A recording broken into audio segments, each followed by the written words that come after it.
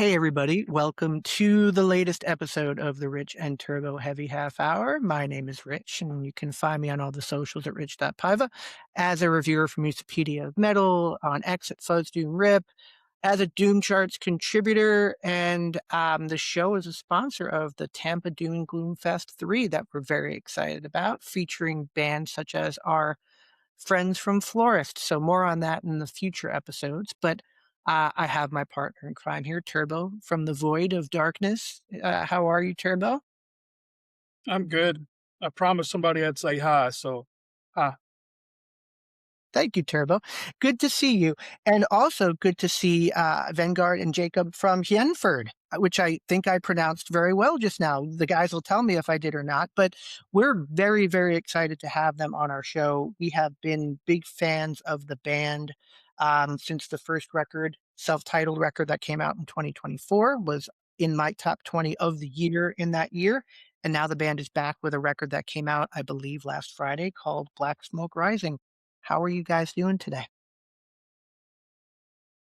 Very Yeah, good. we're Thank you. Yeah. pretty good. Excellent.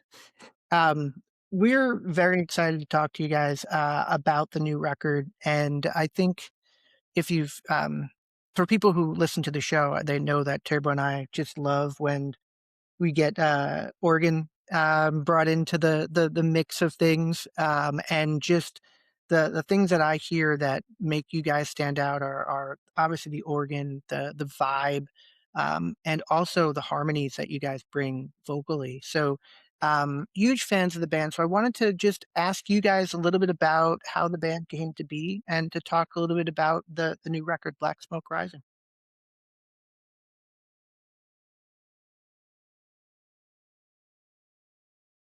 Yeah, we met when we went to music studies. So yeah, it started just with we got together and did some jamming, played some cover songs, and had some beers on like Yeah. Thursdays, and I guess it escalated a bit, and we started writing our own songs, and it became a more serious project Yeah. with time. Yeah. So we studied in the southernmost town of Norway called Kristiansand. And then after the studies, or at the end of the studies, we recorded all of the songs we had then. So that became the first album.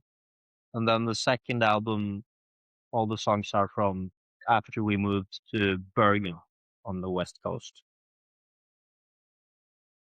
So, as a cover band, when you were playing covers and incorporating, Jacob, what you were doing with the organ, what were some of your go-to songs that you guys were jamming on? I can guess a couple of them, or at least some of the bands maybe, but what were some of the bands that you were covering as you guys came together? Uh, yeah, it was a little bit of Deep Purple and It was some more actually, progressive stuff as well. didn't we played Camel was the first thing we did, I think. Yeah, yeah, that was the first thing we played live in front of an audience was Camel, just an intern concert at the study place. Yeah, That's very uh, cool. That's the first yeah, mention of Camel on the show, which Yeah, I was is gonna which say is that's a very rare cool. one. Yeah, we yeah, don't hear that a lot. So it's pretty. I was Yeah, expecting the Deep Purple, only because Deep Purple and yeah, what they do. But I love that you guys are a little proggy too, in your backgrounds. Do you listen to a lot of prog rock or kind of newer prog rock, or is most of what you guys are listening to more towards the Camel era of that stuff, 70s, and obviously 70s is called out a lot in your people who review and your bio. I yeah, think when it comes to prog rock, I'm really for the most into the 70s kind, and like there are some modern bands that play like the 70s British kind of prog rock, but that's at least my kind of prog rock. Yeah, I totally agree. Yeah, but yeah, there's some new ones as well that they have like the roots are probably from the 70s for those guys as well. Yeah. Turbo, I know I usually dominate the first part of the interview, but I'm 5 minutes in and I'm allowing you to ask the guys a question. Not that you would allow me or not allow me to do anything, but here is your time, Turbo, to ask the guys I'm on the clock. What is a Gjenferd?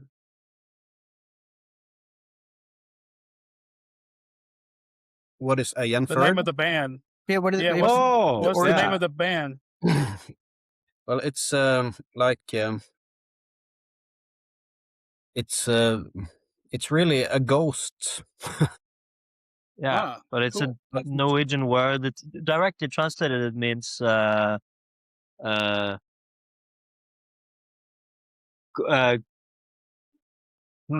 someone who walks again.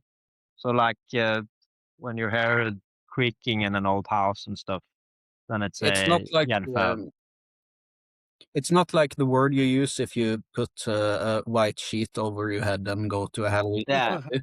It's more like some strange presence in Yeah. an old Maybe a house. Like a combination between ghost and spirit might be more the vibe. Yeah. It's when you search for the band on Bandcamp, I think there's like a black or death metal band that has the same name. So it's interesting that I think I have to look that back up, but I think that That's right. um, Yeah. definitely listen to your stuff a little bit more than that. No offense to the other Gjenferd, but really digging what you guys are doing here. I did a review of the record, and again, I mentioned before I hit record that we're going to fanboy a little bit, but I gave it a 10 out of 10. And I don't give a ton of tens, but I just love what you guys are doing. There's one song called "The Thrill" that I said it's like Leslie West playing in Deep Purple doing a Led Zeppelin song. And I just kind of heard all of that stuff in there. Is that what you guys are like? What are you listening to when you're writing these songs, or what are you channeling musically? Maybe things that we might not be hearing or might not be thinking about outside of some of the obvious ones, like I just mentioned there. Yeah. Thanks a lot for the review, by the way. You read it. Yeah, It it was was really, really really a great lovely. review. Thank you for reading it. Thank you. Yeah, but I think it kind of varies a bit from song to song, like what is more exaggerated, like as an influence. Yeah, but there's a lot of different stuff. I think there's obviously all of the hard rock bands like Deep Purple and Black Sabbath and all the old stuff, but also maybe a bit of more progressive stuff like Pink Floyd and yeah, maybe especially Pink Floyd. But like the Thrill is one of the more doomy tracks on the Yeah. album. So it's also quite inspired by bands like Uncle Acid and the Deadbeats, and Yeah. maybe even a bit, with the vocal harmonies, like the first Ghost record. I love when people are not embarrassed to say that they love Ghost, or at least love that first record, because that record was just. I'm still a huge fan, and I think I think it's a masterpiece, and yeah. I always argue with people because I'm a little bit people more on seem the to know. fence, but yeah. but I think I haven't even got to the fans, so I don't know. first record, Turbo, first record. The harmonies and the vocals, I think you guys definitely have some of that vibe going on. Not that anyone listening to this who has any kind of adversary to Ghost, the band, and who they are and what they do and the arenas that they play. But that first record, I think I hear stuff. Like I can hear stuff of some of the influence there. How did you guys work out the harmonies? Because I think again, like I'll talk to a lot of bands and the harmonies just jump out at me. Do you guys all sing? And How hard is it to do that when you got multiple voices that are kind of coming together and harmonizing to make the sounds that you guys are making? Because I think that differentiates the band a lot compared to some other of your other bands that are out there. I think the first thing you asked was how many of us are singing. And that's now everybody's singing except the bassist. So it's mostly me and Vegard, and a little bit of the drummer, Sivert. He's also Yeah. doing some vocals. Yeah. And it's what was the second part of the question? How it's a differentiator for you guys. How hard is it? Like to do you guys work on the vocals a lot? Is that the part that comes the hardest when you're putting songs together, or is it just kind of natural when you guys are together and singing together? Do you think of like performing wise or writing? Both. I think both, because I think both probably present different challenges, right? Yeah. Maybe writing the different parts is one challenge, and then when you're practicing and going on stage to harmonize on stage probably presents a different challenge. So I guess both would be my question. Yeah, it's like we usually the first thing that comes up to a new song, it's the riffs, and we start jamming on those and get those things right, and then often me and Jakob start working on the vocals, and Yeah. we write the vocals, and we go to the studio and do the instrumental part, and then we record the vocals, and then we realize we have to do this live and do it both at the same time. And Yeah, I think that's actually the most challenging part of it. I agree. It's often kind of pushing the limits of how high we can sing, like pitch wise. So we often have to adjust it a little bit to make it doable for a whole set live. Yeah. It's funny that you guys can get that, and then you look at each other like, oh no, we have to recreate this in a Yeah, live setting. it's really a lot like that. It's Yeah. But on the recording, to me, again, I gravitate the things that I gravitate towards in music are like harmonies and when organ is there, and obviously you guys check both of those boxes. Jacob, did they make you carry the keyboard and the organs yourself, or do they help you when you're going to gigs? I feel like that it's a selfless job for you to have to do that, but do you get help from the rest of the guys as you're carrying that gear? I do, and I'm very grateful. It might be a little bit reluctant at times, but I'm just happy that they allow me to. Yeah. It's an interesting question though, because I wonder if bands like think about that when they get together, or do they just it's so much easier to just throw drums, and drums are hard, but like just guitars and drums in the back of a van. But like when you have to consider a bigger instrument and different stage configurations, I wonder if bands shy away from that, because more bands should have organ in their songs for sure, or maybe not. Maybe it makes what makes you guys special. That's I guess a debate you could have. Turbo, But what it's else do you have for the definitely guys? yeah. Yeah, Jacob, tell me. No, please. Yeah, it's definitely a lot of work, and also like rigging up and rigging down, and yeah, it's a lot of work before you get to the music. But I think it's worth it. Yeah. and especially that Rhodes piano he uses is like it's so Heavy. That's freaking. what I was going to. Yeah. Yeah, I was They going get to your ask work you out. about the instruments, but firstly, I wanted to ask about lyrics because who does the lyric writing, and what's your main focus? Because sometimes I'm listening to this and I'm like, this is really psychedelic, trippy. I'm still trying to figure out what you're saying sometimes. Yeah. So, whose main focus is that? That's a little bit everyone, but mostly me and Vegard, maybe. Uh, Yeah. And we we often had do it. Yeah. yeah, keep on talking. Oh. It's often like, as Vegard said, the vocals are the last puzzle piece. and then the lyrics just has to, or yeah, because the melody is the last piece, and you have to have lyrics to start with the melodies. So yeah, that's maybe the most individual part of the music. I feel like we Yeah, most often do it separately, and then we bring it together and kind of try to figure out some of the hurdles, if there are any, to make it work.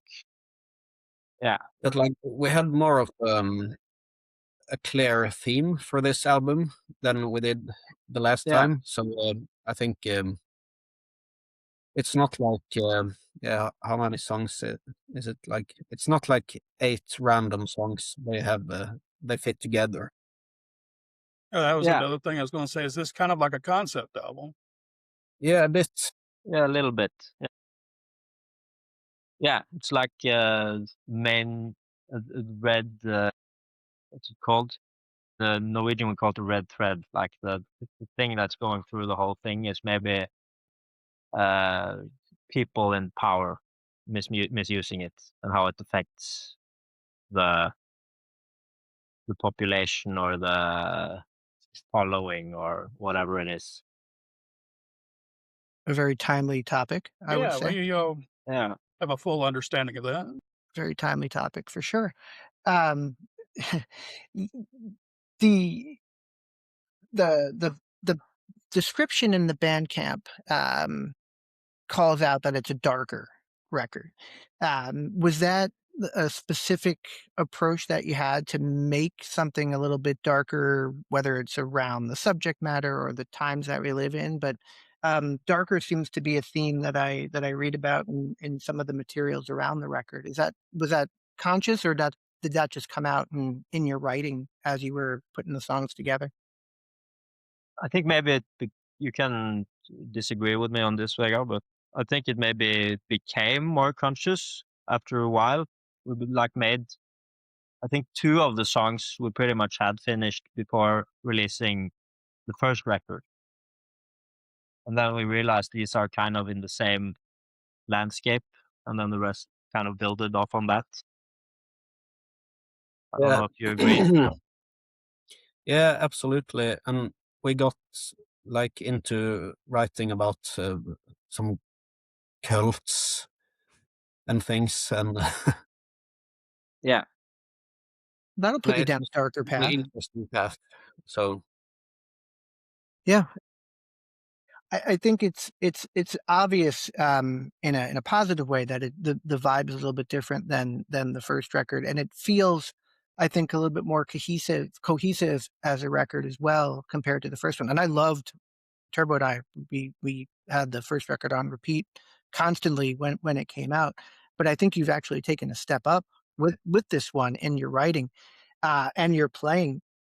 And the production, it's got a lot fuller sound. Yeah. To that point, did you guys do anything different around where you recorded it, who was involved in recording, or any of the production or engineering around it? Yeah. yeah, we we did some things in that department. Like the first album was actually recorded by our then drummer in like a shed. Yeah. No Um, discredit to him. He's really good at producing as yeah, well. But yeah, it was more low budget, and everything was in the same room except the bass and a lot of leakage. So it was kind of a little bit more garage, maybe the first record, and I kind of liked that as well. But this one was more.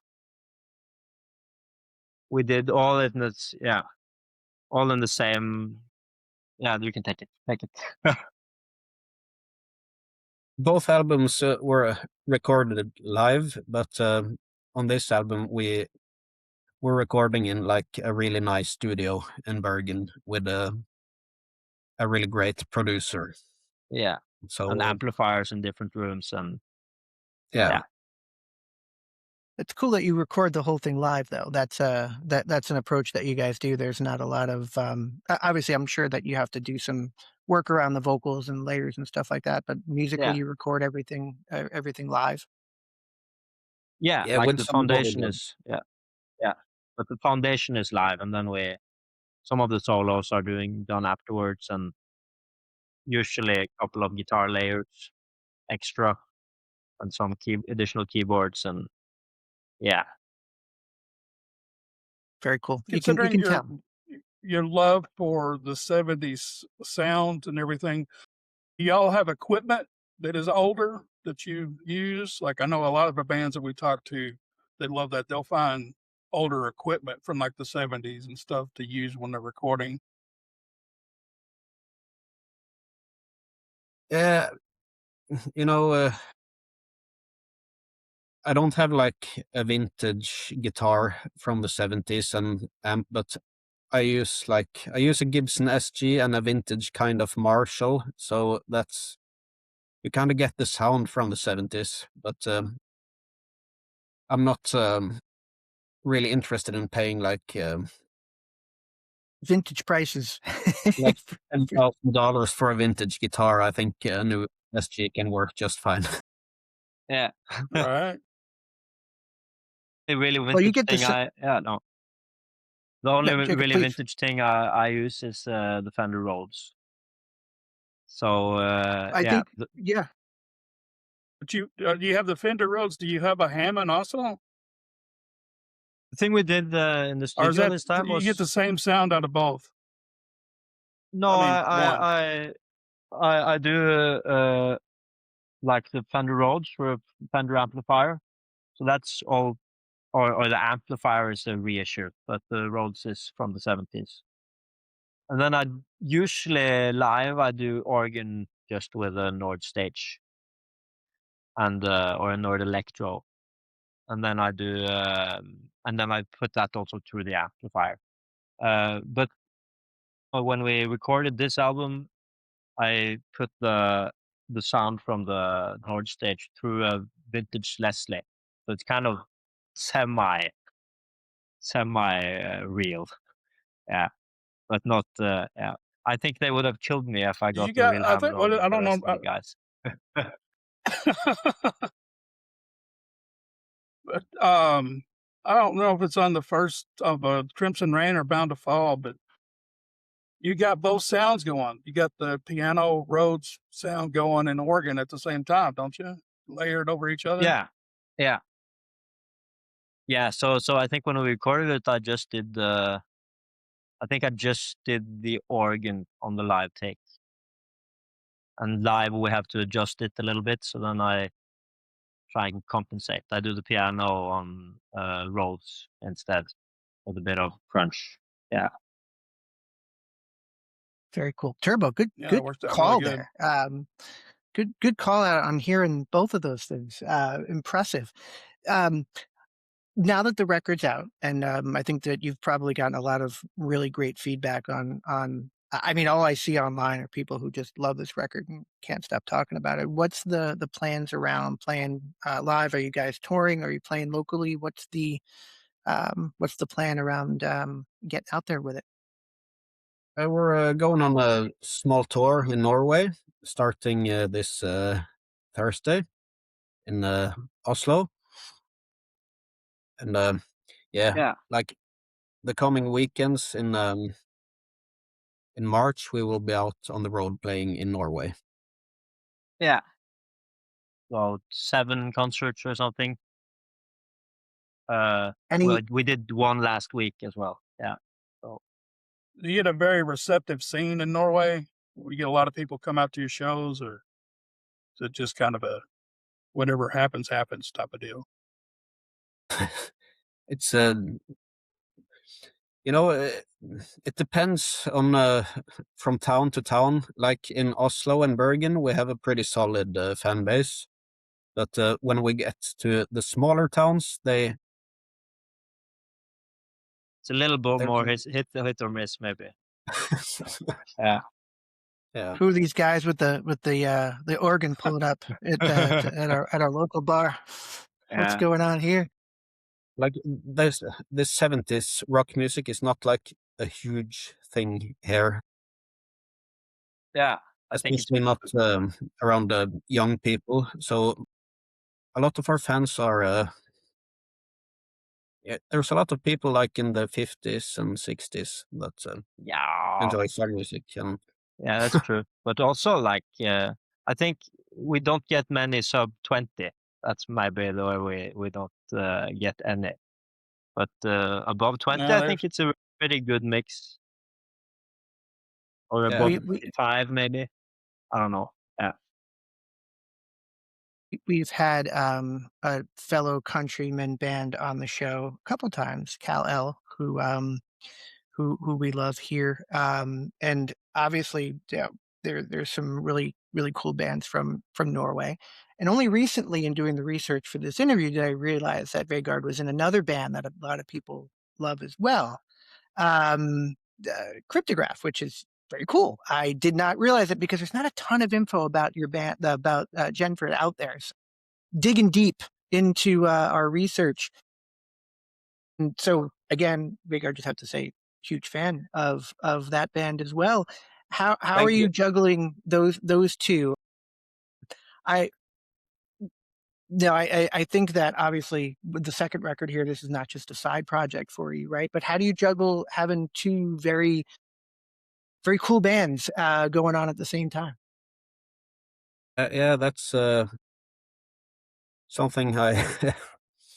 It's not always that easy, but like this March, I will be traveling with Gjenferd, and in April, I will be focusing on Cryptograph because we're going on like a European tour, and I've had to adjust my job situation to make it work. So it's really time consuming to have two bands that are this serious.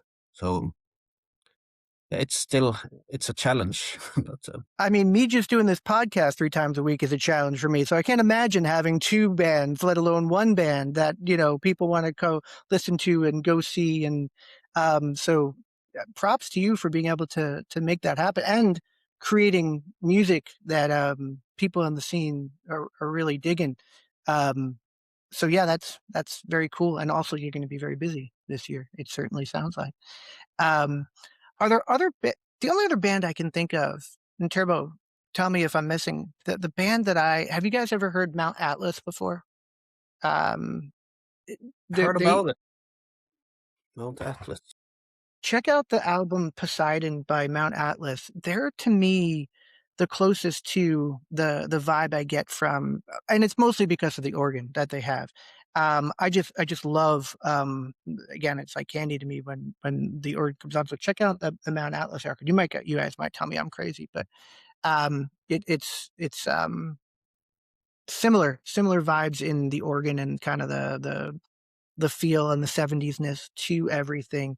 Are there any bands out there that you guys play with or you guys are fans of that maybe you would call out, or bands that you're playing with on this tour that people should know about? And Jacob, I love how you look up every time because Vegard is literally on the screen above you. I love it. It works perfect. Yeah. Bands Desperately asking for help. No, thinking. I think I just fell off a bit, like bands we are touring with. Yeah, or bands that in the scene who you guys are fans of, like newer bands that you've either played with or your buddies with, who you would call out, or people who are in the scene, or bands that you would mention that you're fans of. Many. Have lots of bands from Norway and in our scene. Like we heard a band called Dunbarrow. I think I have. Turbo? No, I don't think we have. Should definitely sorry, check I that. got distracted. I Oh. just noticed one of your shirts. Of course, Slomosta is, but yeah, you know them. I think. Yeah, that they have blown up. I think they opened for like Helmet and on the tour here in the U.S., and then I think they did their own tour as well. So they're blowing up. Yeah, they're really blowing up. And you have a quite new band from Bergen in our scene called Morax. Yeah, check them out. Like a mohawk?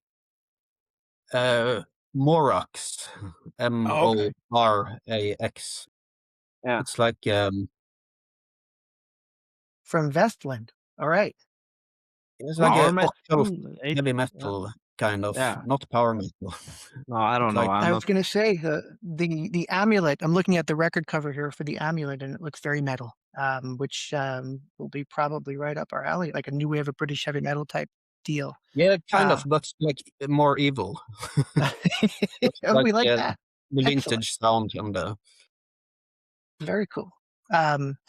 Yeah, we hear a lot about Norway now, so it's very cool that that bands are coming from there, and that you guys take the time to talk to us. Um, I just want to say, number one, everyone who's listening to the show should really listen to the new album because it's awesome, and it came out Friday. You for those of you in the United States who might not know this, the Gjenferd album Black Smoke Rising is available on the Bandwagon USA if you want to buy the vinyl and you don't want to pay $70 to ship it to your house in the US. You can go and buy that. That's what I did. I'm still waiting for it, but it'll be here soon. I know it because I got the first one from the Bandwagon USA. So anybody who doesn't want to pay a lot of shipping, go there, check it out. You can pre-order it today. But no one has an excuse to not go listen to it on Bandcamp because it's available right now and it's awesome. I think it's going to be a big winner on Doom charts this month for March. It's a tough month, but I think you guys are going to hang with all the bands. It's crazy the amount of good music that's coming out in March and April. But I absolutely can see this record being extremely close to the top, if not at the top. So, Vigard, Jacob, anything else you want to add to talk about the record, or anything you'd like to say about it before we close out? I wanted to ask you a little quickly about the album covers because both album covers kick ass, and I was Yeah, wondering. they really do. They really do. Yeah. Where did those come from? From that's both names are difficult to say in English. Like it's a guy called Robert Høyem from a company called Overhaus. I don't know how to say it in English. Overhaus. But yeah, yeah, all the information is on if you go and buy the record. Or The it's just self-titled somewhere. record, Yeah. Yeah. And then like on you our see social something media different and every time. yeah. The eyeballs all over the self-titled record. It's just killer, and I love the colors also. But the new one is killer also. With the dude with the glasses on. Just killer stuff. Love it. Everything about the band, I think, we're huge fans of. So I wish you guys all the success, and I think people are, if they have not heard this record yet, are going to love it. But all you got to do is look online and see what everyone's talking about. So congratulations for that, because it's an amazing record. People are really digging it, and I think it's gonna be a pretty big success for you guys. So thank you so much for coming on the show and talking to us, and really appreciate your time. And I know it's late there, so thank you guys for taking the time to talk to us. Thanks for having us. thanks for having us. Yeah, Thank you. it was Thank you nice. so much. Right on.